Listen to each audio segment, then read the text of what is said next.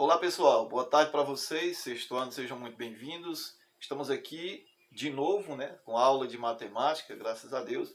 Espero que todo mundo esteja bem aí e disposto mais uma vez a estudar e aprender um pouquinho sobre a nossa matemática, E para hoje nós temos aqui o conjunto dos números naturais. O assunto de hoje é esse, o conjunto dos números naturais. Quem são esses números naturais, minha gente? Os números naturais são esses que aparecem no nosso dia a dia, nas nossas contagens, tá bom? Por exemplo, você for contar o número de galinhas que tem no seu quintal, você vai usar um número natural. Se você for contar o número de dedos da sua mão, isso também é um número natural. Se você for contar a quantidade de pessoas que tem num determinado local, são números naturais. Então são esses números que você usa no seu dia a dia para fazer contagens, para quantificar. Ok? E aí o conjunto dos números naturais, ele é organizado. Ele tem algumas características que nós vamos ver aqui hoje. Primeiro, a representação desse conjunto. Coloquei aqui para vocês na lousinha improvisada. A representação desse conjunto, minha gente, é assim. O N, que indica o nome do conjunto dos números naturais. Quem são esses valores? Quem é que está dentro desse conjunto? Isso aqui é um conjunto, certo? Tem aqui a chavezinha para indicar os elementos desse conjunto. Beleza. Esse conjunto dos números naturais tem como primeiro elemento, o primeiro elemento do conjunto dos números naturais é o zero. Tá? A partir do zero, toda vez que você somar um, você vai ter um novo número natural. Sempre. Então, uma representação, essa daqui. 0, 1, 2, 3, 4, 5, 6, 7, 8, 9, 10, aí segue infinitamente. Detalhe interessante é saber que o conjunto dos números naturais é infinito. Ele não tem um valor, você não vai conseguir chegar no último valor desse conjunto, porque ele sempre vai existir um. Depois do 10 vem o 11, depois do 11 vem o 12, depois de 1 milhão vem 1 milhão e 1. Sempre vai existir um valor depois daquele que você está verificando ali, tá bom? Então ele é dito que o conjunto dos números naturais é um conjunto infinito. Ele tem uma origem que é no zero. É aquela coisa, tem começo, mas não tem fim. O começo é no zero. O fim, ele não existe. Ele é infinito, ok? Todo número natural, minha gente, tem um sucessor e um antecessor. Só existe um número, dentre todos eles, que não tem um antecessor, que é o zero. O zero, como é a origem do conjunto, ele tem um sucessor que é o 1.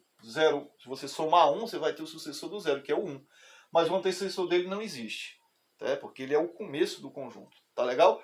Então não esqueça, os naturais começam no zero, o zero é o primeiro elemento, todos eles têm um sucessor e um antecessor. O sucessor é quem vem logo depois, um a mais, e o antecessor é aquele que vem logo antes, um a menos, tá bom? E o zero não tem antecessor. O zero é o único que não tem antecessor. O conjunto dos números naturais também está dividido entre dois subconjuntos, duas classes, os pares e os ímpares, tá? Que vocês já devem conhecer, os números pares e os números ímpares. Os pares são o 0, o 2, o 4, o 6, o 8, o 10, o 12, o 14, o 16, 18, 20. Esses são os números pares.